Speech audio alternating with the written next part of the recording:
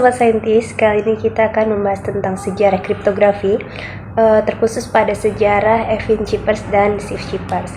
Nah, jadi teman-teman, kriptografi itu masuk ke dalam sebuah cabang ilmu yang namanya kriptologi, di mana kriptologi ini mencakup dua aspek utama. Yang pertama adalah kriptografi yang berfokus pada pengamanan pesan, dan kriptoanalisis yang mempelajari teknik untuk memecahkan pesan yang telah disandikan atau telah diubah.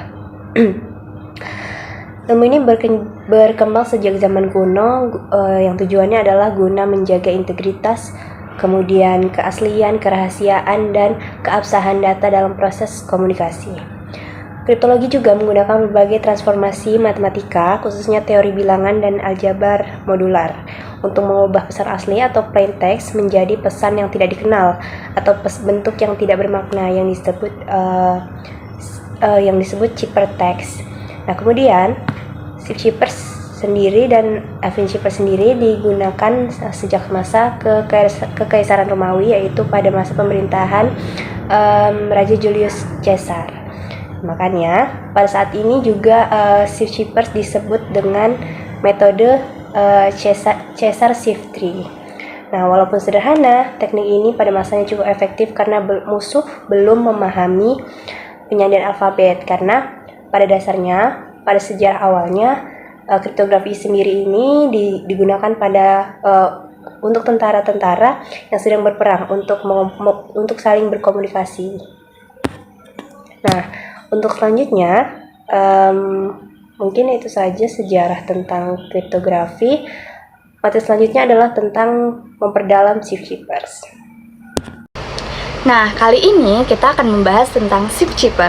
Shift chipper itu cara kerjanya hanya menggeser huruf loh. Jadi setiap huruf di plain text akan diganti dengan huruf lain yang posisinya itu digeser di alfabet. Jadi jumlah pergeserannya itu disebut dengan kunci atau shift vector. Jadi untuk rumus enkripsi ini yaitu C sama dengan P tambah K modulo 26.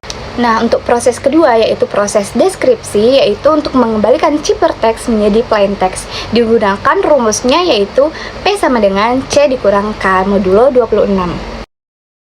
Nah, selanjutnya yaitu saya akan menjelaskan mengenai Evin Shippers. Nah, Evin Shippers sendiri yaitu memiliki arti substitusi monoalfabetik, yang artinya setiap huruf dalam teks asli atau plain text diganti menjadi huruf lain secara konsisten sesuai dengan fungsi matematika. Nah, dalam konteks sandi Evin ini kita memetakan huruf-huruf dalam alfabet kebilangan bulat.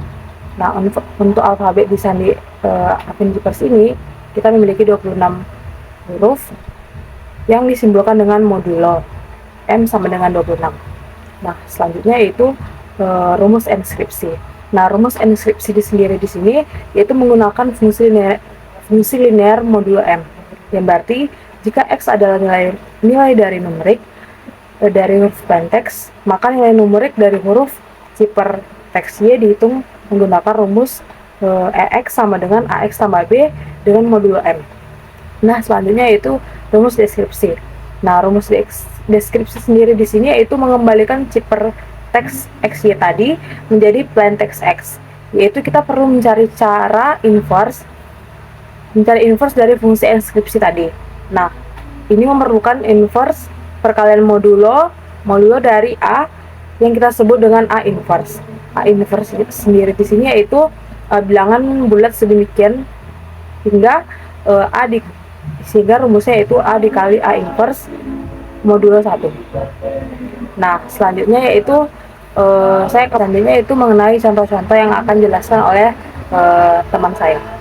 Selanjutnya, kita akan membahas contoh-contoh soal mengenai Steve Shippers dan Evin Shippers. Soal yang pertama, enskripsi setiap kutipan menggunakan Steve Shippers dengan aturan C kongruen P tambah 11 modulo 26, di mana P yang di sini adalah posisi huruf asli atau plain text dan C adalah posisi huruf hasil enskripsi. Nah, kalimat yang akan dienskripsi adalah "No legacy is so great as honesty." Langkah-langkah penyelesaiannya, kita menganggap huruf alfabet A sampai Z itu dimulai dari 0. Jadi A-nya 0, B-nya 1, C-nya 2, dan seterusnya sampai Z sama dengan 25. Pada aturan enskripsi ini, untuk setiap huruf P kita hitung C sama dengan P tambah 11 modulo 26. Sehingga huruf hasil enskripsi adalah huruf ke C. Huruf non-alfabet, spasi atau titik tidak diubah. Spasi atau titik yang dimaksud ini adalah pada kalimat no legacy is so great as honesty itu terdapat beberapa spasi dan satu titik di akhirnya, dan itu tidak akan dihitung, yang dihitung hanya hurufnya saja. Kita masukin ke tabel, kita susun satu-satu biar lebih enak bacanya. No legacy ini yang sebelah kiri sebagai huruf asli, posisi P ini yang seperti tadi, A sama dengan 0, B sama dengan 1, C sama dengan 2. Ini dia N sama dengan 13, O sama dengan 14, seperti itu.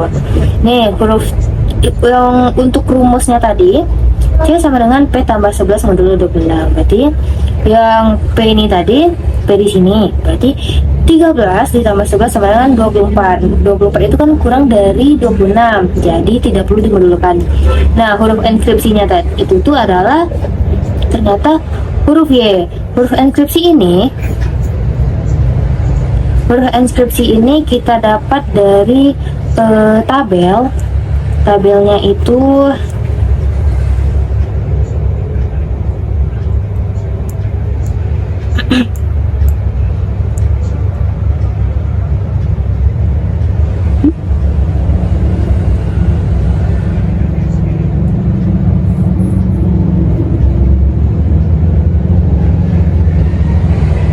ya, huruf enskripsi ini merupakan huruf yang sama saja. Itu tuh maksudnya huruf enskripsi ini huruf yang telah kita hitung menggunakan rumus yang C sama dengan P tambah 11 modulo 26, dan kita masukin ke alfabet yang A sama dengan 0, B sama dengan 1, C sama dengan 2, sampai seterusnya yang Z sama dengan 25. Berarti huruf ke-24 itu adalah Y, seperti itu. Itu Y ini, Y, Z, dan seterusnya itu adalah hasil huruf enskripsinya. Nah, kita coba lanjut ke yang ini nih, huruf Y di sini. Huruf Y di sini, kalau di alfabet itu kan yang A sama dengan 0 tadi itu huruf ke-24. Ketika kita masukkan ke rumus, C sama dengan P tambah 11, nah itu 24 tambah 11 sama dengan 35. Nah, 35 modulo 26 itu adalah 9. Teman-teman masih ingat kan cara menghitung modulo?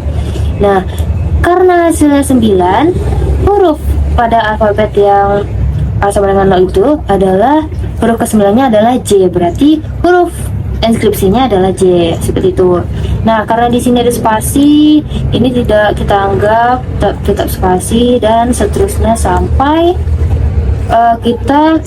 sampai huruf yang pada contoh soal tadi telah kita selesaikan sampai S honesty itu ada pada nih sampai sini S honesty.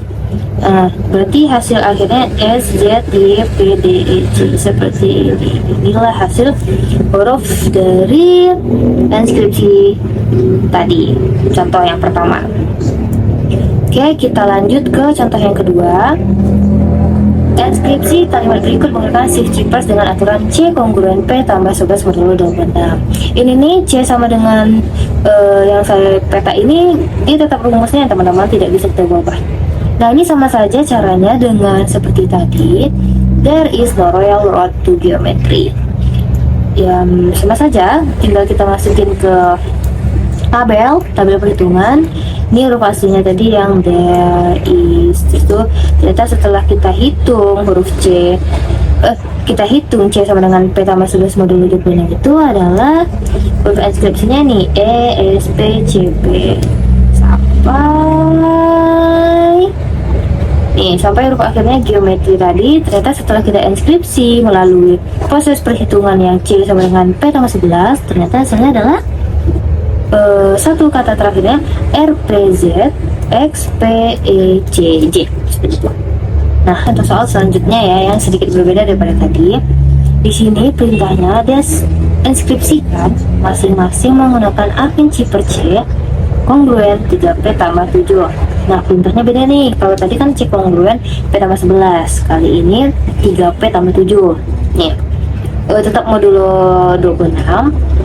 Untuk kalimatnya yang harus kita inskripsikan adalah a thing of beauty is a joy forever. Gimana sih cara jawabnya?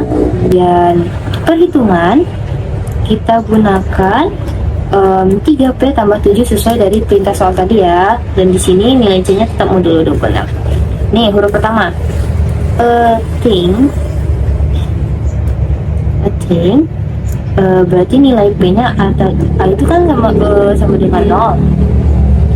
Kita masukkan ke perhitungan tadi dengan rumus 3P tambah 7.